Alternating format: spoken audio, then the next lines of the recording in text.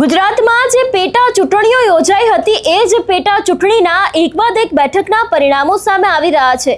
સૌરાષ્ટ્રના મોરબીની વાત કરવામાં આવે તો મોરબીના હળવદના રણછોડગઢ બેઠકના પરિણામ સામે આવ્યા છે કે જેમાં આ બેઠક ઉપર પહેલા આમ આદમી પાર્ટી જીતી હતી, પણ હવે આ જ બેઠક ઉપર ભારતીય જનતા પાર્ટીએ પોતાનો કબજો કરી લીધો છે।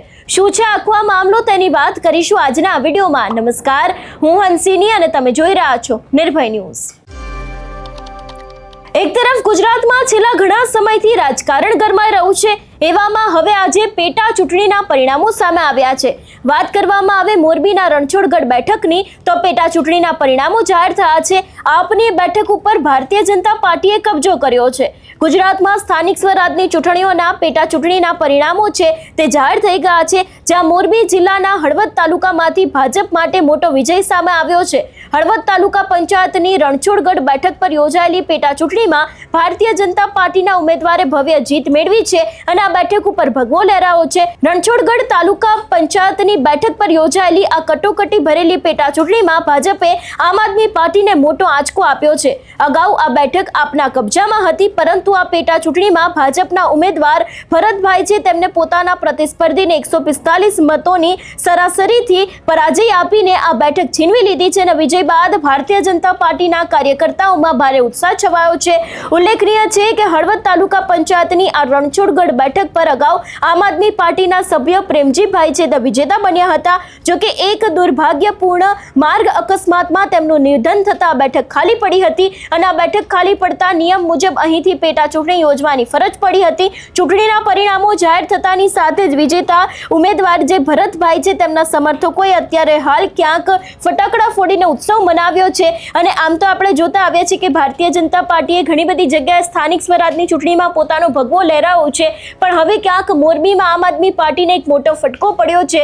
મોરબીના હળવદની આજે તાલુકા પંચાયતની એક આખી બેઠક હતી, એની જ અંદર હવે ભારતીય જનતા પાર્ટીના જે ઉમેદવાર છે તે જીતી ગયા છે ને પહેલા આ બેઠક છે તે આમ આદમી પાર્ટીના હસ્તે હતી, પરંતુ આમ આદમી પાર્ટીના જે વિજેતા સભ્ય હતા એમનો માર્ગ અકસ્માત થયો હતો અને એના જ કારણે તેમનું નિધન થયું હતું। એટલા જ માટે આ બેઠક ઉપર ફરી એક વખત ચૂંટણી થઈ અને હવે આ ચૂંટણીમાં આમ આદમી પાર્ટી નહીં પરંતુ ભારતીય જનતા પાર્ટીના જે નેતા છે એ જીતી ગયા છે અને આમ આદમી પાર્ટીને મોટો ફટકો પડ્યો છે। બીજી બાજુ વાત કરવામાં આવે છોટા ઉદેપુરના નેત્રંગની જે બિલોઠી બેઠક હતી ત્યાં આમ આદમી પાર્ટીએ જીત મેળવી છે।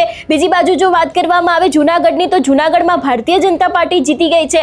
એટલે અત્યારે હાલ ગુજરાતમાં પેટા ચૂંટણીના પરિણામોની અંદર ખૂબ જ ભારે રસાકસી જોવા મળી રહી છે અને જે રીતે અત્યારે હાલ મોરબીમાંથી આ સમાચાર સામે આવે છે કે પહેલા જે આખી એક બેઠક આમ આદમી પાર્ટી પાસે હતી એ જ બેઠક હવે ભારતીય જનતા પાર્ટી પાસે જતી રહી છે। સૌથી પહેલા તો જે જગ્યાએ મતગણતરી થઈ હતી ને ભારતીય જનતા પાર્ટીના નેતા વિજયી બન્યા છે એ દ્રશ્યો ઉપર નજર કરીએ।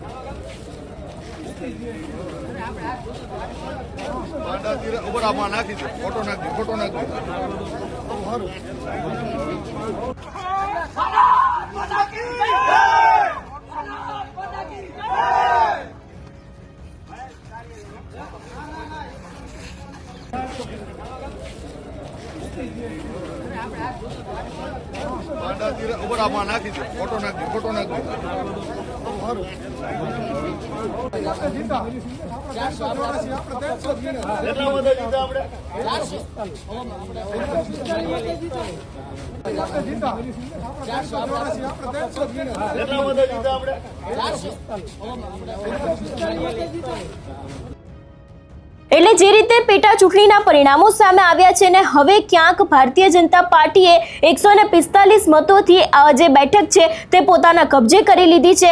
અત્યારે હાલ તેઓ વિજયી બન્યા છે ને એને જ કારણે ભારતીય જનતા પાર્ટીની અંદર ભારે ઉત્સાહ જોવા મળી રહ્યો છે.